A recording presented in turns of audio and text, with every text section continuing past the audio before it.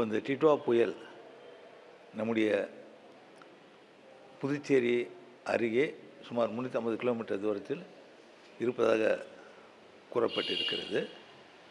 இதனால் நம்முடைய புதுச்சேரி பகுதியில் 40 முதல் 50 கிலோமீட்டர் வேகத்தில் காற்று இருக்கும் என்று வானிலை அறிக்கை கூறியிருக்கின்றது. இப்பொழுது மழை பெய்து கொண்டிருக்கின்றது. இந்த கனமழையின் காரணமாக பல பகுதிகளில் தண்ணீர் தேங்குகின்ற சூழல் இருக்கின்றது. அதனால் சற்று நேரத்துக்கு முன்பாக நான் பல இடங்களுக்கு சென்று பார்த்து எங்கெல்லாம் தண்ணி தேங்குகின்றதோ அங்கே மோட்டார் பம்ப் செட் வைத்து தண்ணீரை இறைப்பதற்கு நடவடிக்கை அரசு எடுத்திருக்கின்றது. எல்லா வாய்க்காலும் இப்பொழுது தூர்வாரப்பட்டு இருக்கின்ற நிலையில் தண்ணீர் வேகமாக ஓடிக்கொண்டிருக்கின்றது.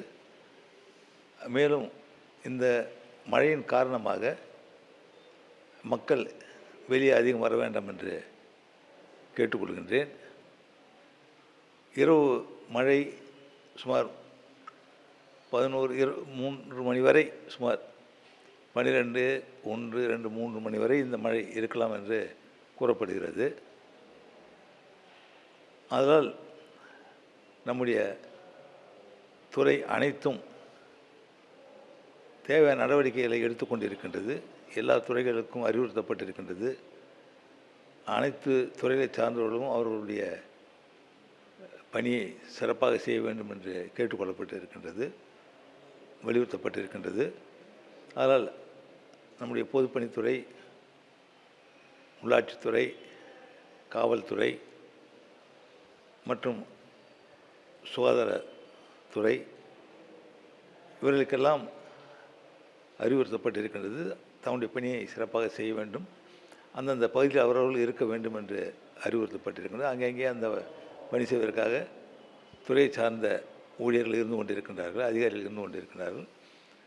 பொதுப்பணித்துறை அதிகாரி மற்றும் உள்ளாட்சித்துறை அதிகாரிகள் முழுவதுமாக நம்ம நகர்ப்பகுதி மற்றும் கிராமப்பகுதி முழுவதுமாக சுற்றி பார்த்து வருகின்றார்கள்.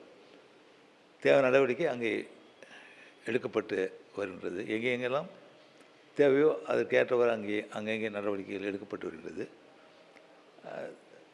மக்களுக்கு தேவையான பாதுகாப்பினை உறுதி செய்கின்றவர்களுக்கு முகாம்கள் அமைக்கப்பட்டிருக்கின்றது.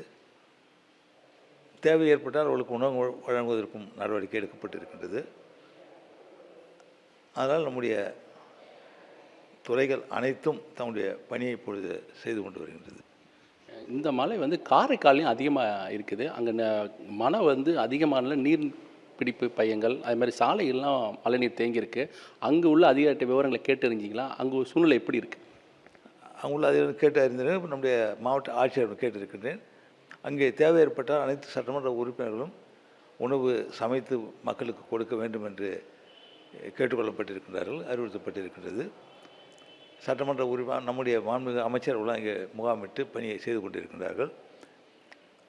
அங்கே எங்கெங்கெல்லாம் உணவு தேவைப்படுகிறதோ அங்கே உடனடியாக உணவுகள் வழங்குவதற்கு நடவடிக்கை எடுக்கப்பட்டிருக்கின்றது. கொஞ்சம் காரைக்கால் நல்ல மழை பெய்து கொண்டு இருக்கின்றது. தேவை நடவடிக்கை நம்முடைய துறை எடுத்துக்கொண்டிருக்கின்றது.